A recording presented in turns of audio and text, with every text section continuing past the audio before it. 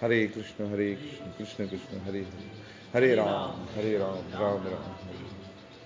प्रिय भक्तों और माताओं, जिस रस की बात मैं अभी अगले श्लोक में कह गया, जो रघुनाथ दास गोस्वामी के विलाप कुसुमांजलि का जो 100वां श्लोक था, तो बात मैं आप लोग को जो बताई, उस सेवा के अंदर नियुक्त होने की जो भावना और उसकी लालसा, पर उस सेवा तक पहुंचने के लिए पहले कुछ अवस्थाओं से गुजरना पड़ेगा। कि रघुनाथ दास गोस्वामी ने जो बात कही वही बात हम कह देंगे और उसी सेवा में प्रवेश हो जाएंगे, ऐसा नहीं है। क्योंकि एक जब रोटी पकती है ना, रोटी पकती है तो वो रोटी तो गंदम से बनती है, पर गंदम को बहुत सारी क्रियाओं से गुजर कर फिर जाके वो रोटी पकने के योग्य होता है। इसी प्रकार से जो घी होता है, घी दूध से बनता है, पर दूध से घी बनने तक की जो अवस्था है, उसके लिए दूध को कई क्रियाओं से गुजरना होता है। सीधा सीधा दूध घी बन जाता तो हर एक आदमी थाल में डालकर कहता घी तो घी हो जाता। ऐसे ही हम बस ऐसे सीधे सीधे कहेंगे हाँ राधे ब्रज देवी के हे नंद सुनो पुता, और हम ऐसे ही मतलब सखी हो जाएंगे, मंजरी हो जाएंगे। हाँ, भाव उदय कराना ये गुरु वैष्णवों का, रसिक जनों का काम है। परंतु उस क्रियाओं से थोड़ा गुजरना पड़ेगा। तो ये इसको कहाँ सीखेंगे, ये कौन सिखाएगा हमें? तो श्री नरोत्तम दास ठाकुर महाराज की प्रेम भक्ति चंद्रिका, जिस पर तो हम विशेष चर्चा पहले आप लोग के बीच में कर चुके हैं, पर प्रार्थना नाम की जो पुस्तक है नरोत्तम दास ठाकुर महाराज की, उसके अंदर जो उन्होंने प्रार्थनाएं की है, उन प्रार्थनाओं को समझना, सीखना, आत्मसात करना, ये साधक वृंद का कर्तव्य है, ये भक्तजनों का कर्तव्य है। इसको सुनेंगे, इसको सीखेंगे, आप लोग के जीवन में तब्दीली आएगी। फिर उसके बाद आप एक समय ऐसा आएगा कि आप उस साधना के अंदर अवश्य ही प्रवेश कर जाएंगे। जो चीर अभिलाषा है जीव की, उसका चरम गंतव्य है जीव का, इसीलिए वहां तक पहुंचेगा। पर पहुंचने से पहले कुछ बातों को समझ लेना अति आवश्यक है।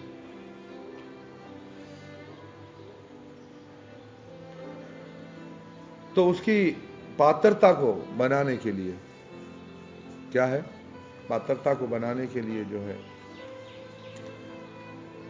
कुछ क्रियाओं से हमें गुजरना है। क्योंकि परंपरा प्रणाली और जो परंपरा जो है, ये संप्रदाय प्रणाली, इन दो शब्दों को समझना है।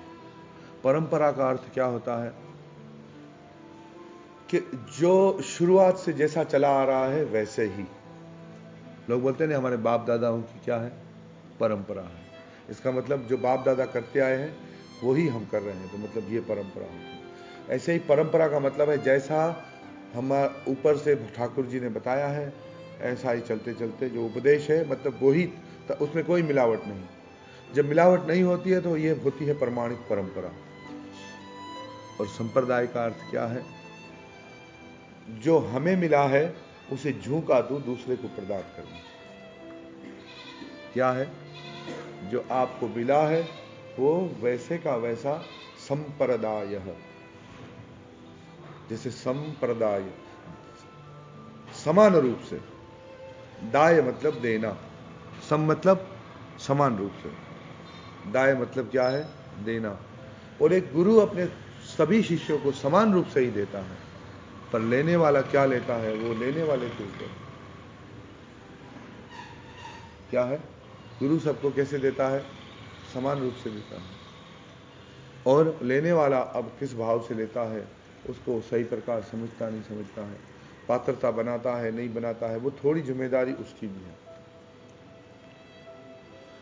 दूध वाला दूध लाया है और आपको दूध चाहिए, पर आपके पास धन नहीं है, तो दूध कैसे मिलेगा? तो वो कृपा करके आपको फ्री में दे दे, बोले ले लो कोई बात नहीं, हाँ? पर आपका बर्तन अगर मेला हो तो उसमें दूध वाले का क्या कसूर है? उसकी कृपा का दुरुपयोग होगा कि नहीं होगा? बर्तन तो ठीक रखना होगा ना, दूध के लिए पैसे ना हो, जैसे हमारी साधना करने का बल ना हो, हम उसकी योग्यता हम में ना हो, परंतु जो हमें बिना साधना के मिल रहा है पर उसकी पात्रता तो हो, मतलब बर्तन तो साफ हो, तो बोले भाई दूध ले जाओ, बोले पैसे की जरूरत नहीं है, तो कृपा हो गई। कृपा तो कर रहे हैं, कृपा यही है कि मुफ्त में दे रहे हैं, पर जो मुफ्त में दे रहे हैं वो जिस वस्तु में रखना है उसकी जिम्मेवारी किसकी है? लेने वाले की। इसलिए ये पात्रता बनेगी। क्या है? ये प्रार्थना ग्रंथ को सुनने से, इसकी कथा मैंने बीच से इसकी कुछ कथाएं आपको कल परसों सुनाई, आप लोगों ने सुनी और आप लोगों ने देखा निवृत्त कुंज के अंदर जो विलास होता है वहां तक ये अभिलाषा जाती है, वहां तक ये सेवा जाती है। परंतु इन कुंजों के नाम मात्र को याद कर लेने से या कुछ रटी कथाएं कर लेने से कुछ नहीं होगा, पर इसकी पात्रता जैसे जैसे बनाएंगे तो ऐसे ऐसे इसकी तड़प बनती जाती है। और तड़प बनाने के लिए आए हम प्रवेश करते हैं प्रार्थना नाम के इस ग्रंथ में, जिसकी पहली प्रार्थना है सन प्रार्थना आत्मिका। तो जिसमें शुरुआत करते हैं कैसे? क्योंकि पहले तो पूरे गौड़ीय वैष्णव जो थे सब पूर्व में ये माधव संप्रदाय कहलाती थी। क्या? माधव आचार्य से चली आई,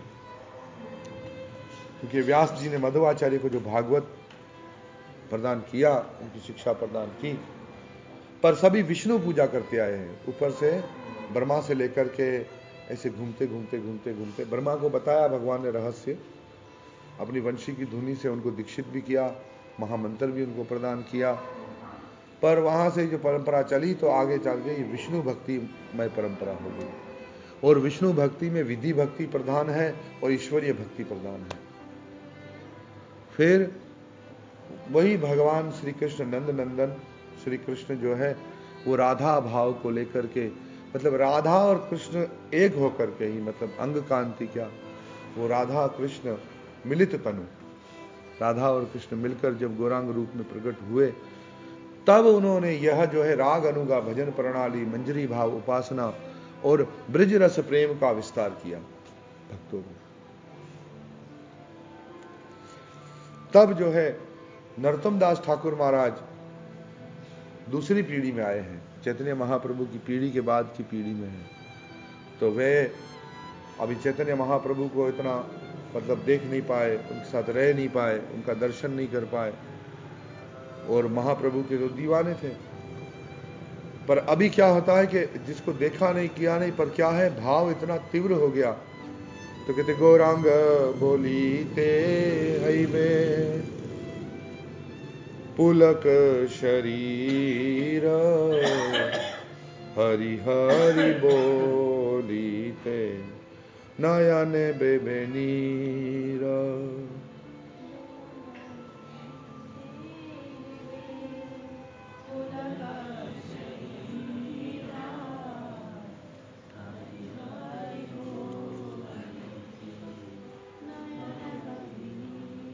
अर का बेनीताई चंद करुणा करीबे, अर का बेनीताई चंद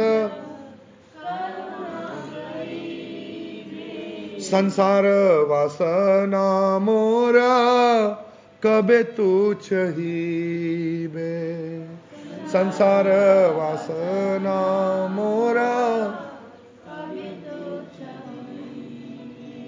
विषय छाड़िया कबे शुद्ध है वे मान, विषय छाड़िया कबे शुद्ध है वे मान, कबे हम हेरी वो श्री वृंदावन, कबे हम हेरी वो श्री वृंदावन,